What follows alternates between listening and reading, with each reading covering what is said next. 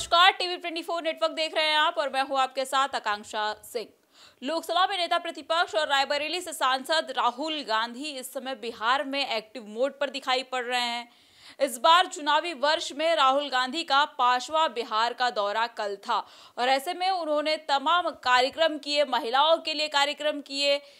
इन्हीं सब मुद्दों पर बातचीत करने के लिए हमारे साथ मौजूद है पॉलिटिकल एडिटर अजय सिन्हा। इनसे हम जानने की कोशिश करेंगे जिस तरीके से बिहार की राजनीति में उलटफेर देखने को मिल रहा है, एनडीए वर्सेस इंडिया देखने को मिल रहा है। ऐसे में राहुल गांधी का लगातार दौरा, उनका जनवरी फरवरी में भी दौरा था, फिर उसके बाद अप्रैल महीने में भी उनका दौरा था और मई में भी उनका दौरा था और अब 5वां दौरा जून महीने में देखने को मिला। अजय जी, कैसे देखते हैं 5वां दौरा राहुल गांधी का? लगातार वो जनसभाएं को संबोधित कर रहे हैं, दलितों का वोट बैंक में सेंध मारने की कोशिश कर रहे हैं बिहार में। जिस तरीके से एक्टिव मोड पे राहुल गांधी दिखाई पड़ रहे हैं, बिहार का माहौल क्या दिख रहा है चुनाव? देखिए, राहुल गांधी जिस तरह से लगातार बिहार के दौरे कर रहे हैं, बिहार में चुनाव हैं, अक्टूबर नवंबर में चुनाव होगा ऐसा माना जा रहा है, और जिस तरह से राहुल गांधी लगातार दौरा कर रहे हैं, 5वां यह दौरा रहा उनका, तो सीधे तौर पर ये बात बीजेपी की टेंशन बढ़ाने वाला है।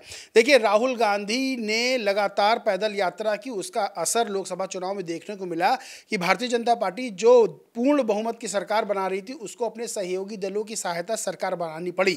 तो राहुल गांधी एक्टिव हैं और राहुल गांधी जो बात कर रहे हैं जातिगत जनगणना की, और ये दावा कर रहे हैं कि उनके कहने के बाद सरकार, मोदी सरकार दबाव में आई, उसने जातिगत जनगणना का फैसला लिया। लगातार दलितों, शोषितों, वंचितों की राहुल गांधी बात कर रहे हैं, तो सीधे तौर पर सामाजिक न्याय की बात कर रहे हैं। कल जब वो गए तो उन्होंने महिलाओं से मुलाकात की, महिलाओं के समूह से मिले और उन्होंने सीधे तौर पर कहा कि हमारी सरकार आएगी तो हम 2500 रुपये महीना देंगे। उन्होंने ये भी कहा कि जो युवा हैं वो पढ़ाई करते हैं, डिग्री हासिल करते हैं, उनको नौकरी नहीं मिलती, हम उसकी व्यवस्था कराएंगे। उन्होंने ये भी कहा कि बिहार जो शिक्षा का केंद्र था, आज यहाँ के बच्चे बाहर जाके पढ़ाई कर रहे हैं क्योंकि उनको शिक्षा रोजगार नहीं मिल रहा है। उन्होंने ये भी कहा कि जो बिहार न्याय के लिए, सच के लिए, सत्य के लिए जाना जाता था, वो आज क्राइम कैपिटल ऑफ इंडिया बन गया है, यानी कि राजधानी बन गया है पूरे देश की क्राइम की। तो सीधे तौर पर राहुल गांधी बिल्कुल सटीक निशाना लगा रहे हैं और ये बात बीजेपी को बहुत अच्छे से पता है कि राहुल गांधी का लगातार एक्टिव रहना, लगातार दौरा करना, ये कहीं ना कहीं चुनाव का जो चुनावी गणित है, जो सियासी समीकरण है, उसको बदलने वाला है। आपको पता होगा कि इससे पहले जब राहुल गांधी का दौरा था तो वो दौरे की परमिशन उनको नहीं मिली थी, कार्यक्रम की परमिशन नहीं मिली थी। वो आए भी थे बिहार, और बिहार में जिस तरह से उन्होंने आरोप लगाया कि जो पुलिस के अधिकारी हैं, उन्होंने हमारे साथ धक्का मुक्की की, और जिस तरह से वो अंबेडकर छात्रावास, वहां दलित छात्रों से मुलाकात करते हुए कहते हैं मुझे कोई रोक नहीं पाएगा आपसे मिलने से। तो सीधे तौर पर राहुल गांधी ये बिल्कुल क्लियर करते जा रहे हैं कि उनका जो फोकस है वो दलित, शोषित, वंचित, महिलाएं हैं, यानी कि 90% जो आबादी है। वो बार बार ये भी कह रहे हैं कि जो बड़े कॉरपोरेट घराने हैं उसमें आप कोई भी सीईओ दलित या पिछड़ा नहीं पाएंगे, और जितना संसाधन है देश में उसमें से 5% लोग ही वो संसाधन पर बैठे हुए हैं, यानी कि वो सीधे तौर पर 90 से 95% वोटर्स पर को टारगेट कर रहे हैं। और ये कहीं ना कहीं बीजेपी के लिए टेंशन बढ़ाने वाली बात है, क्योंकि बीजेपी के नेता भी राहुल गांधी पलटवार कर रहे हैं, लेकिन पलटवार वही बात का बार बार हो रहा है कि राहुल गांधी पाकिस्तान की जुबान बोल रहे हैं, क्योंकि राहुल गांधी बिहार के मंच से ये भी कहते हैं कि प्रधानमंत्री नरेंद्र मोदी ने ट्रंप के फोन पर सरेंडर कर दिया तो नरेंद्र सरेंडर हो गए। इस तरह की बातें तमाम तरह कह रहे, तो बीजेपी की टेंशन बढ़ाने वाला। बीजेपी को पता है कि राहुल गांधी को हल्के में नहीं लिया जा सकता है। राहुल गांधी ने लोकसभा चुनाव में अपनी ताकत वहां दिखाई है, और ये भी बातें बार बार आ रही है कि राहुल गांधी मुद्दे डिसाइड कर रहे हैं, बीजेपी पीछे पीछे चल रही है। आपको याद होगा जब लोकसभा चुनाव के दौरान राहुल गांधी जा रहे थे और बार बार ये कह रहे थे कि 400 पार का नारा ही बीजेपी इसलिए दे रही है कि संविधान बदल दिया जाएगा, संविधान को बीजेपी खत्म करना चाहती है। और बीजेपी बार बार ये कह रही थी कि नहीं, हम संविधान को खत्म नहीं करना चाहते हैं, ये कांग्रेस झूठा आरोप लगा रही है, तमाम तरह की बातें चल रही थी। लेकिन वहां पर देखा था कि जब इससे पहले बीजेपी अटैकिंग मोड पर रहती थी, विपक्ष डिफेंसिव मोड पर रहता था, लेकिन इस बार 2024 के चुनाव में बीजेपी डिफेंसिव मोड पर रही है। राहुल गांधी और विपक्ष के तमाम नेता अटैकिंग मोड पे रहे और इसका खामियाजा भी बीजेपी को भुगतना पड़ा। 400 पार का जो नारा था वो बीजेपी के लिए गले की फांस कथित तौर पर बना और कांग्रेस की अच्छी सीटें आई। तो बिहार में भी सीधे तौर पर जिस तरह से राहुल अटैकिंग मोड पर हैं, वो बीजेपी को कहीं ना कहीं डिफेंसिव मोड की ओर ढकेल रहा है। लेकिन नालंदा, क्योंकि अगर बात की जाए नीतीश कुमार की, तो नीतीश कुमार का गृह जनपद है। अगर गया की बात की जाए तो जीतन राम मांझी का वो क्षेत्र लगता है। ऐसे में दो बड़े नेता बिहार के और दोनों के गढ़ में राहुल गांधी का दौरा, और फिर वहां जाकर ये बयान देना कि नरेंद्र मोदी ट्रंप के कहने पर सरेंडर हो गए, जी हुजूरी करते दिखाई पड़े। इससे पहले भोपाल में भी वो कहते दिखाई पड़े थे कि नरेंद्र सरेंडर हो गए। ऐसे में इस बयान को कैसे देखते हैं और क्या चुनाव पर इस बयान का राहुल गांधी के कोई असर पड़ेगा? देखिए, पहले आपने जो सवाल पूछा कि नीतीश कुमार के गृह जनपद में, जीतन मांझी के गृह जनपद में राहुल गांधी सीधे टारगेट पे इन लोगों को ले रहे हैं, सीधे नीतीश कुमार कह रहे हैं कि इन पे तो जनता भरोसा नहीं करती, इतनी बार पलट चुके हैं। तो देखिए, आपको अगर किसी को मारना है तो उसके मेन पॉइंट पे चोट करिए। आपको अगर लक्ष्य को हासिल करना है तो सीधे आपका तीर निशाने पर लगना चाहिए। तो जब बड़े नेताओं के गृह जनपद है, जब आप उस पर फोकस कर लेंगे, जब आप उसको ही अपने कब्जे में कर लेंगे, उस पर चुनावी जीत हासिल कर लेंगे, तो जाहिर सी बात है जो और जगह हैं वो अपने आप आपके पास आ जाएंगी। आप अपने आप ही उन जगहों को जीत सकते हैं। यानी कि बड़े प्लेयर्स की जो जगह है, बड़े प्लेयर्स की जो गद्दी है, उसको पहले हासिल करो, तो जो छोटे प्लेयर्स की गद्दी है यानी कि और सीटें हैं, उस पर अपनी पकड़ आप मजबूत दिखा सकते हो। तो सीधे सीधे राहुल गांधी और कांग्रेस ये बात जानती है कि हमें टारगेट कहाँ करना है।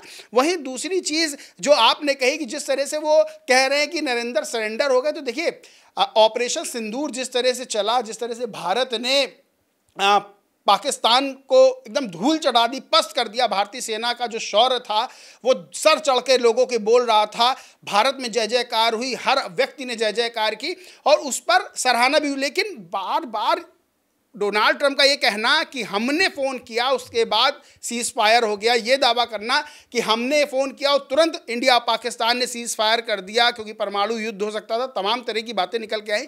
उसके बाद कहीं ना कहीं सवाल खड़े हुए क्योंकि भारत जो है वो उस समय बहुत बढ़त पड़ता और ये माना जा रहा था कि जो पीओके है, अब पीओके भारत में शामिल हो जाएगा, भारत का हिस्सा हो जाएगा और पाकिस्तान ने जो नापाक हरकत पहलगाम में की थी उसका मुंह तोड़ जवाब मिलेगा।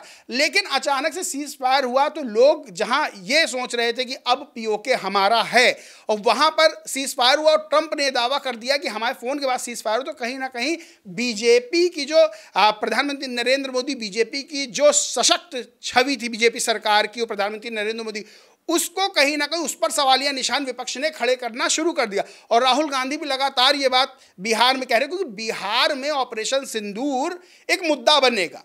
जिस तरह से ऑपरेशन सिंदूर के बाद तिरंगा यात्रा बीजेपी के द्वारा निकाली गई, वो भी एक मुद्दा बनेगा और वो भी निशाने पर है कि बीजेपी अपने राजनीतिक स्वार्थ के लिए तिरंगा यात्रा निकाल ली। तमाम तरह के आरोप विपक्ष की ओर से लग रहे हैं। तो बिहार में जब ऑपरेशन सिंदूर और तिरंगा यात्रा चुनावी मुद्दा बनेगा तो जाहिर सी बात है विपक्ष इस तरह के बयान जैसे राहुल गांधी दे रहे हैं कि नरेंद्र सरेंडर हो गए ट्रंप के आगे, तो इस तरह के बयान भी और इस तरह के और कई बयान भी आपको आगे देखने को सुनने को मिलेंगे। राहुल गांधी की ये जो बिहार में प्रयोगशाला चल रही है, चाहे वो फिर महिलाओं के मुद्दे को लेकर हो, छात्रों के मुद्दे को लेकर हो या फिर दलितों के जो आरक्षण के मुद्दे हैं, जाति जनगणना के मुद्दे हैं, उन मुद्दों को लेकर, क्या लग रहा है कि बिहार में जिस तरीके से एमवाई फैक्टर चाहे जेडीयू की तरफ से हो चाहे आरजेडी की तरफ से देखने को मिले, एक वोट बैंक का फिक्स है, तो ऐसे में आपको लग रहा है कि राहुल गांधी इसका बेनिफिट उठा पाएंगे जिस तरीके से लगातार ये प्रयोगशाला अपनी चला रहे हैं?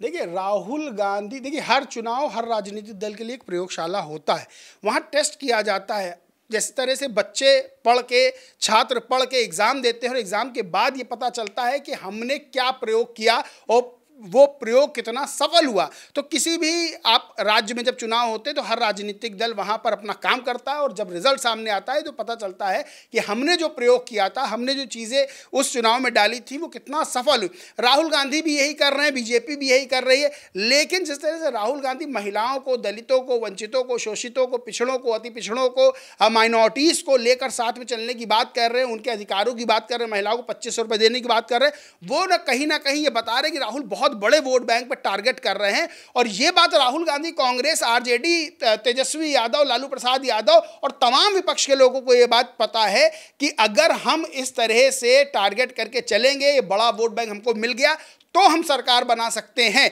अब सबसे बड़ी बात यह है कि राहुल गांधी ने आज ट्वीट किया है और ट्वीट बड़ा खास है। उन्होंने महाराष्ट्र चुनाव की बात की।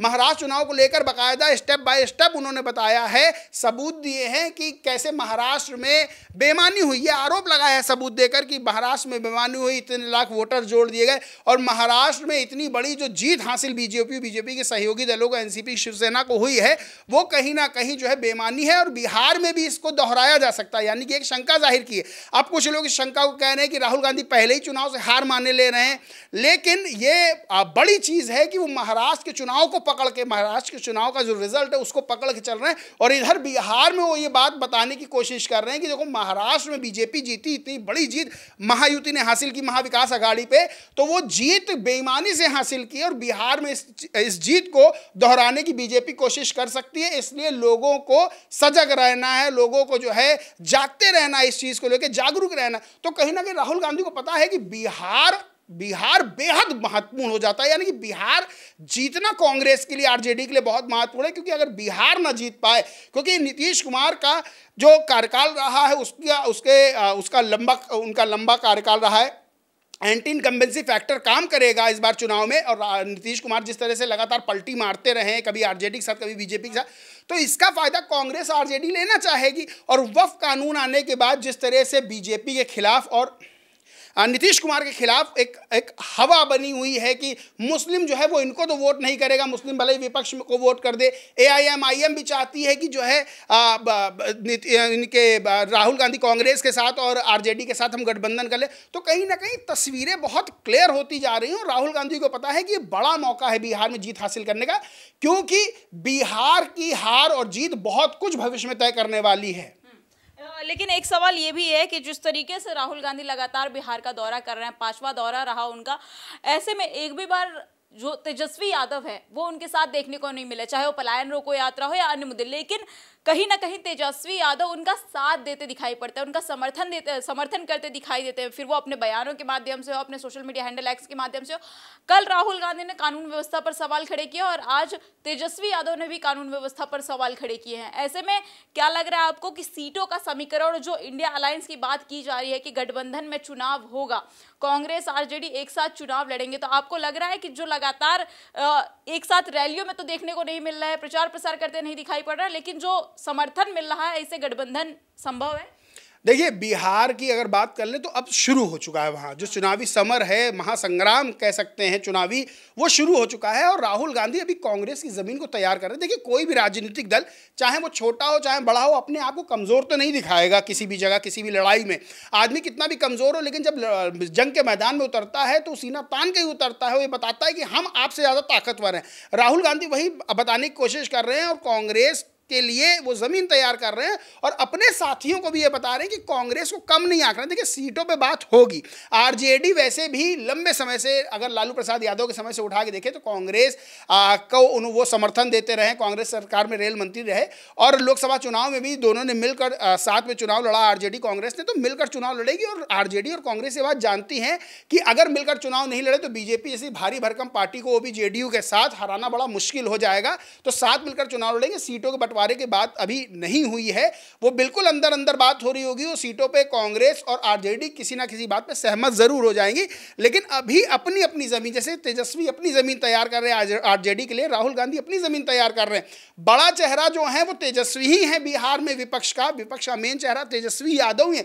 लेकिन राहुल गांधी चूंकि कांग्रेस और विपक्ष के सबसे बड़े चेहरे के तौर पर सामने आते हैं, लोकसभा में नेता प्रतिपक्ष हैं, तो सीधे तौर पर राहुल गांधी का जाना बिहार में तो कांग्रेस को सीधी मजबूती देता है। कांग्रेस अपनी जमीन तैयार करेगी, भले ही वो जमीन आरजेडी के सामने छोटी हो, लेकिन वो अपनी जमीन इतनी मजबूत तैयार करेगी कि हम जहां जहां चुनाव लड़े वहां वहां अच्छा परफॉर्मेंस करें।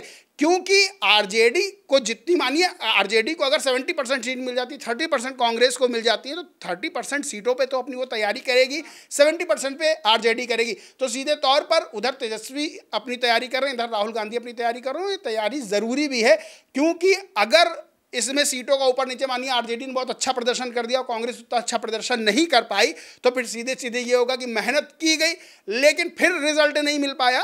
तो राहुल गांधी अभी से कांग्रेस की जमीन तैयार कर रहे हैं, क्योंकि राहुल गांधी का एक लक्ष्य ये भी नजर आता है कि राज्यों में जहां जहां कांग्रेस कमजोर हुई है वहां वहां कांग्रेस को मजबूत किया जाए। एक आखिरी सवाल है और इसमें मैं आपसे ये जानना चाहूंगी, उत्तर प्रदेश का 2022 में चुनाव हुआ, उस दौरान बेटी हूँ, लड़की हूँ, लड़ सकती हूँ का नारा प्रियंका गांधी लेकर उतरी, लेकिन माहौल उतना कुछ खास देखने को नहीं मिला। महिलाएं जागरूक हुई लेकिन उस हद तक नहीं हुई जिस तरीके से कांग्रेस ने कोशिश की। बिहार में जिस तरीके से राहुल गांधी एक्टिव मोड पर नजर आ रहे हैं, रोजगार के मुद्दे उठा रहे हैं, महिला सुरक्षा के मुद्दे उठा रहे हैं, महिलाओं को जागरूक करने की बात करें, क्या लग रहा है कि ये जो महिलाओं को हक देने की बात कांग्रेस पर सरकार कर रही है, ये बिहार में ये फैक्टर काम आएगा? देखिए, बिल्कुल महिलाओं का वोट माना जाता है आधी आबादी का वोट, और एक बड़ा वोट बैंक है जो भावनात्मक भी होता है, जो जागरूक भी होता है, और जो ये बात समझता है कि हमारे अधिकारों की बात कौन कर रहा है। हर राजनीतिक दल बात करता है। आप दिल्ली का चुनाव उठा के देख लीजिए, कोई भी चुनाव उठा के देख लीजिए, महिलाओं के लिए लोग लुभावन वादे योजनाएं लाई जाती हैं। 2000, 2500, 3000, 3500 की बात की जाती है। राहुल गांधी ने भी की है, क्योंकि सबको पता है कि महिलाओं का साइलेंट वोट माना जाता है। महिलाओं का वोट ऐसा होता है जो पता नहीं चलता वो किसकी ओर जा रहा है, लेकिन जिसकी ओर जाता है सरकार उसकी बन जाती है। तो राहुल गांधी ये जानते हैं। 2022 की बात कर लें, जब उत्तर प्रदेश के चुनाव हुए थे, बेटी हूँ लड़ सकती हूँ, तो इस तरह की लड़की हूँ लड़ सकती हूँ, इस तरह की बातें हुई थी। लेकिन उस वक्त क्या कांग्रेस उत्तर प्रदेश में उतनी मजबूत थी? क्या राहुल गांधी उतने सक्रियता से काम कर रहे थे? आप 2022 के बाद देखेंगे राहुल गांधी एकदम से सक्रिय हुए हैं, एकदम से वो बीजेपी को टक्कर देते हुए नजर आ रहे हैं। तो इस बार का चुनाव, इस बार की कांग्रेस, इस बार के राहुल गांधी, इस बार की प्रियंका गांधी, जो वैसे अभी एक्टिव नहीं है बिहार में, लेकिन इस वक्त राहुल गांधी कांग्रेस ये एक्टिव मोड में है। उसको पता है कि अगर कुछ नहीं किया, अगर हमने मजबूती से कदम आगे नहीं बढ़ाए, तो फिर आगे भविष्य के लिए राजनीतिक रूप से खतरे की घंटी है। और ये बात वो जानते हैं। चाहे वो लड़की हूँ लड़ सकती हूँ का नारा दिया जाए, चाहे महिलाओं की योजनाओं की बात की जाए, अधिकारों की बात की जाए, उनको 2500 रुपये महीना देने की बात की जाए, तो वो ये बात जानते हैं कि इस बार बिहार के चुनाव में जितने पासे हैं, जितने पत्ते हैं, सब फेंकने पड़ेंगे, तभी बात बन सकती है। वरना तो जिस तरह से हार के बाद कांग्रेस पे भी कई तरह के सवाल खड़े हो जाते हैं, जो क्षेत्रीय दल में कांग्रेस पे आरोप लगा देते हैं, भाई इन्होंने ठीक से चुनाव नहीं लड़ा, या ये अलग लड़ गए तो हम जीत नहीं पाए, हमारी सीटें कट गई, से तमाम तरह के आरोप लगते हैं। जब दिल्ली का विधानसभा चुनाव हुआ तो आपको पता होगा कि कैसे आम आदमी पार्टी और कांग्रेस में तनातनी हुई, कहा क्या कि इतनी सीटों तो हम कांग्रेस की वजह से हार गए। तमाम तरह की बातें होती हैं, राजनीति बयानबाजी होती है। लेकिन बिहार में इस वक्त राहुल गांधी ये बात समझ रहे हैं बहुत अच्छे से कि महिलाओं को, दलितों का, शोषितों का, वंचितों का, पिछड़ों का, अति पिछड़ों का सबका वोट चाहिए ही चाहिए। और आरजेडी के साथ मिलकर चुनाव लड़ना कांग्रेस के लिए बेहद ज़रूरी है। देखिए, आपको बता दूं कि राहुल गांधी का कल बिहार में 5वां दौरा था। पहले वो नालंदा गए, उसके बाद वो गया गए, और गया में उन्होंने महिलाओं को संबोधित भी किया, और इस दौरान उन्होंने 2500 रुपये महिलाओं को देने की बात कही। लेकिन इसके साथ ही आपको बता दें कि जिस तरीके से राहुल गांधी लगातार एक्टिव मोड में बिहार में नजर आ रहे हैं, ये कहीं ना कहीं बिहार में अपने आप को, अपने पिलर को मजबूत करने में राहुल गांधी लगे हुए हैं। और ऐसे में आरजेडी अंदर खाने कहीं ना कहीं उनको सपोर्ट कर रही है। भले से सीटों का समीकरण अभी ना बैठा हो, लेकिन इंडिया अलायंस यानी कि आरजेडी और राहुल गांधी की पार्टी कांग्रेस पार्टी एक साथ मिलकर चुनाव लड़ेंगे, ऐसी बातें सामने आ रही। बहरहाल अब तो देखने वाली बात होगी कि बिहार के चुनाव में किसकी जीत होती है, किसका हार होता है। आरजेडी और कांग्रेस एक साथ मिलकर चुनाव लड़ती है या नहीं, कौन सबसे ज्यादा अपना ताकत दिखा पाता है, ये तो खैर देखने वाली बात होगी। लेकिन ये खबर आपको कैसी लगी हमें कमेंट सेक्शन में कमेंट करके जरूर बताइएगा। ऐसी देश और दुनिया की तमाम खबरें देखने के लिए बने रहिए हमारे साथ टीवी 24 नेटवर्क के साथ।